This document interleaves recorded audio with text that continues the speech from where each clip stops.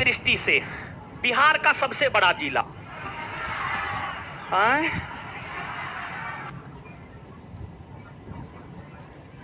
क्षेत्रफल के दृष्टिकोण से सबसे बड़ा जिला है पश्चिमी चंपारण। पश्चिमी चंपारण। और सबसे छोटा कौन है जानते हैं? शिवहर। कौन है? तो क्षेत्रफल के आधार पर सबसे बड़ा जिला पश्चिमी चंपारण और सबसे छोटा शिवहर। सबसे छोटा शिवहर। तो दोनों बात आप याद रख लीजिएगा। तो आंसर हो जाएगा पश्चिमी चंपारण। नेक्स्ट,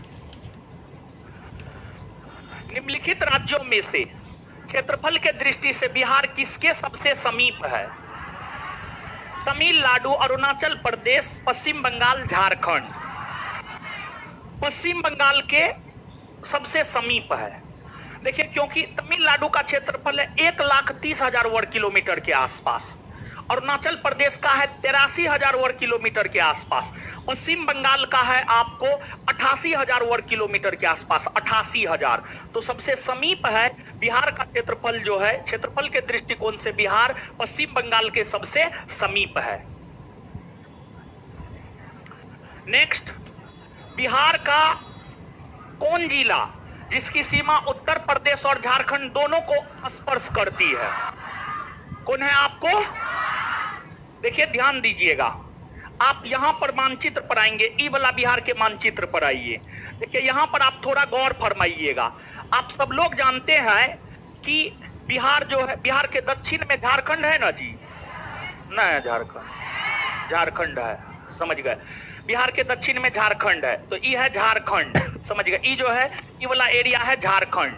और बिहार के पश्चिम में क्या है? उत्तर प्रदेश। तो ये वाला एरिया है उत्तर प्रदेश। क्वेश्चन ये पूछा जा रहा है, कौन ऐसा जिला है जो कि ऑप्शन के अकॉर्डिंग जो है झारखंड और उत्तर प्रदेश दोनों के साथ सीमा बनाता है? तो यहाँ पर आपको रोहतास है। रोहतास की अगर आप बात करेंगे तो ये तो झारखंड के साथ सीमा बनाता ही बनाता है। साथ ही साथ अगर आप इधर आएंगे तो इधर जो है आपको यूपी के साथ भी सीमा बनाता है। यूपी के साथ भी सीमा जो है आपको बनाता है। तो इसका उत्तर हो जाएगा आपको रोहतास। क्या हो जाएगा? रोहतास। रोहतास। और सबसे साक्षर जिला कौन है? रोहतासे है। पूरे बिहार में सबसे साक्षर जिला रोहतास। साक्षरता दर सबसे ज्यादा रोहतासे का। रोहतास का आदमी सब पढ़ा लिखा होता है बड़ी। और देखिए, आप ध्यान दीजिएगा। अब आप कहिएगा एक के दिन में सब चीज क्लियर हो जाए, तो एक दिन में सब चीज क्लियर होने वाला है? आज अभी तक में कम से कम 10-15 पॉइंट बिहार से रिलेटेड आप जाने या नहीं जाने? बिहार का क्षेत्रफल, बिहार का अक्षांशीय विस्तार, बिहार का सबसे बड़ा जिला, बिहार का सबसे छोटा जिला, समझ गए? बिहार का चौहदी, सब चीज जाने। फिर अगले टेस्ट में जो है बिहार से संबंधित और कुछ जानिएगा, फिर उससे आगे धीरे धीरे जो है आपका नॉलेज बढ़ता जाएगा, समझ गए? अब आगे आ जाइए। तो वो जो क्वेश्चन था बिहार के भूगोल से था। अब जो क्वेश्चन है, ये सब क्वेश्चन है बिहार के इतिहास से, फिर बिहार के राज्य व्यवस्था से, सब चीज को लेकर के चल रहे हैं हम, समझ गए? 1857 के विद्रोह के समय कुंवर सिंह का उम्र क्या था? देखिए, आप सब लोग जानते हैं जो वीर कुंवर सिंह है, वीर कुंवर सिंह का जन्म हुआ है 1777 ईस्वी में। वीर कुंवर सिंह का जन्म कब हुआ है? 1777 ईस्वी में। और 1857 के विद्रोह के समय उनका उम्र पूछ रहा है। तो हमको क्या करना होगा? 1857 में से 1777 को घटा देना होगा। तो जब हम घटाएंगे तो 0, 5 में से 7 जाएगा, यानी 15 में से 7 जाएगा कितना? 8 ना। तो कुंवर सिंह जब 1857 के विद्रोह में भाग ले रहे थे तो उनका उम्र क्या था? 80 बरस ना जी। तो अगर मान लिया जाए इसी ऑप्शन के अकॉर्डिंग हमको टिक करना है तो 75 को टिक करेंगे। किसको टिक करेंगे? लेकिन 75 को टिक नहीं करेंगे। 75 को टिक नहीं करेंगे। हम दिए हुए थे 80 बरस, टाइपिंग वाला मिस्टेक किया है, समझ गए? 70 को 80 बनाइए आप।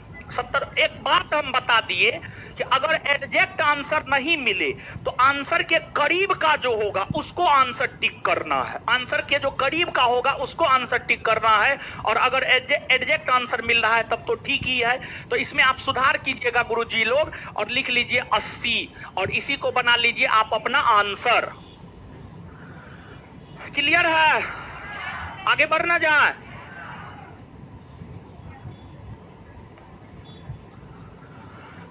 जगदीशपुर में 1857 में किसके नेतृत्व में समानांतर सरकार की स्थापना की गई?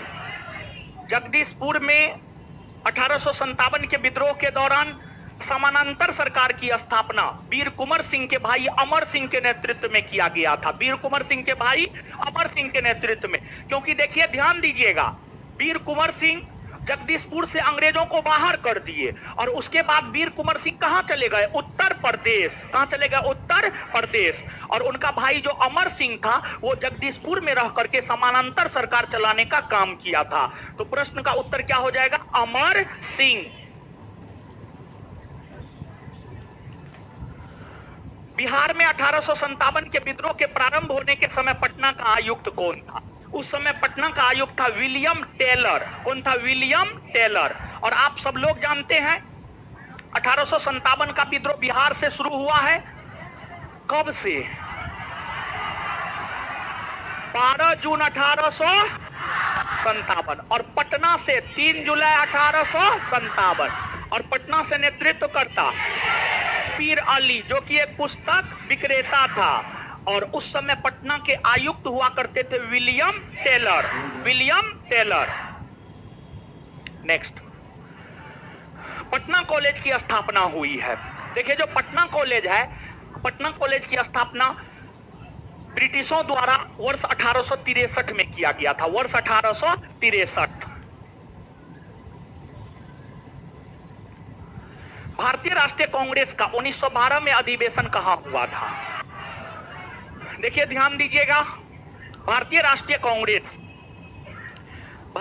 कांग्रेस का 1912 में वार्षिक अधिवेशन बिहार के पटना के बांकीपुर में हुआ था। बिहार के पटना के बांकीपुर में हुआ था। और इस वार्षिक अधिवेशन की अध्यक्षता आर.एन. माधोलकर ने किया था। आर.एन.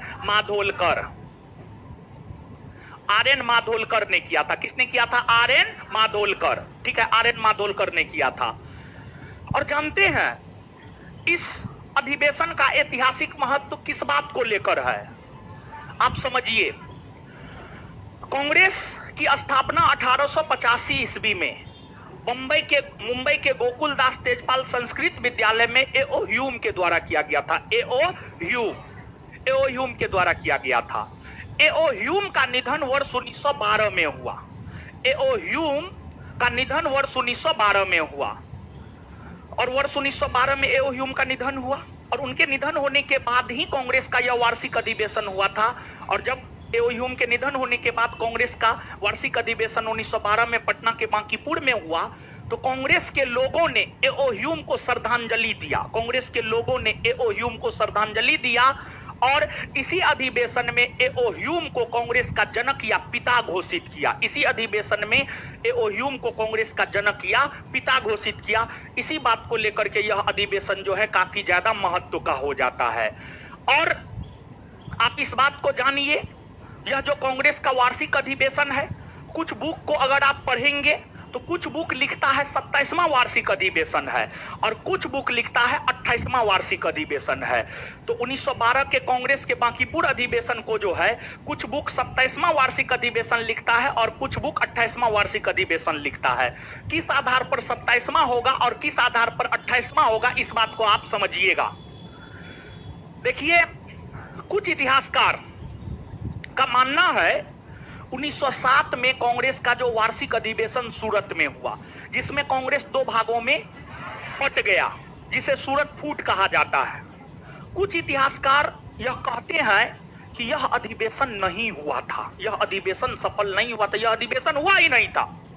तो कुछ इतिहासकार जिनका मानना है कि सूरत में 1907 ईस्वी में कांग्रेस का वार्षिक अधिवेशन हुआ ही नहीं, तो वो 1907 के सूरत के वार्षिक अधिवेशन को कंसीडर नहीं करता है। और जब कंसीडर नहीं करेगा तब 27वां हो जाएगा।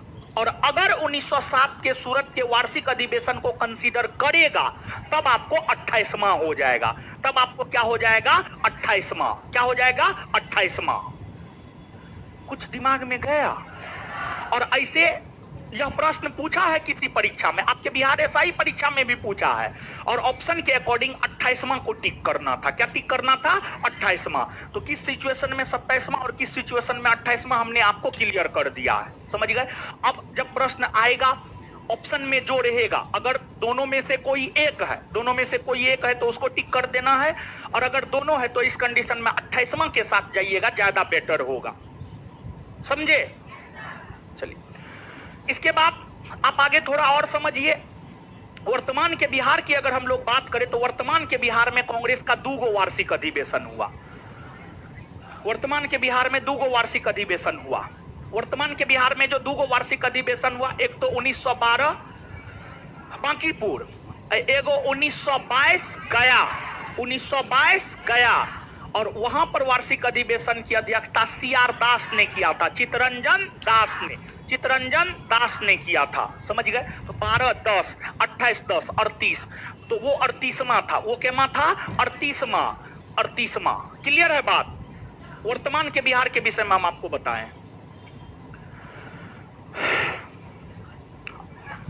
अब आगे, बिहार में होम रूल लीग आंदोलन के संस्थापक थे। देखिए ध्यान दीजिएगा, आप सब लोग इस बात से अवगत हैं, नहीं तो आप अवगत होंगे इतिहास पढ़ते हुए। भारत में स्वशासन की स्थापना हो, भारत में स्वशासन की स्थापना हो, इसको लेकर के 1916 ईस्वी में बाल गंगाधर तिलक और श्रीमती एनी बेसेंट ने होम रूल लीग आंदोलन चलाने का काम किया, जिसमें बाल गंगाधर तिलक ने महाराष्ट्र के क्षेत्र में, श्रीमती एनी बेसेंट ने मद्रास के क्षेत्र में होम रूल लीग आंदोलन चलाने का काम किया। और यह होम रूल लीग आंदोलन का प्रसार लगभग पूरे भारतवर्ष में देखने को मिल रहा था। उसमें बिहार में होम रूल लीग आंदोलन के नेतृत्व करता थे मजहरुल हक। कौन थे? मजहरुल हक। बिहार के इतिहास से संबंधित प्रश्न हुआ, और बिहार के इतिहास में भी स्वतंत्रता आंदोलन से ही प्रश्न उठाए हैं, समझ गए। और प्राचीन बिहार के चीजों से भी अवगत करवाएंगे, मध्यकालीन बिहार के चीजों से भी अवगत करवाएंगे, लेकिन धीरे धीरे, ठीक है।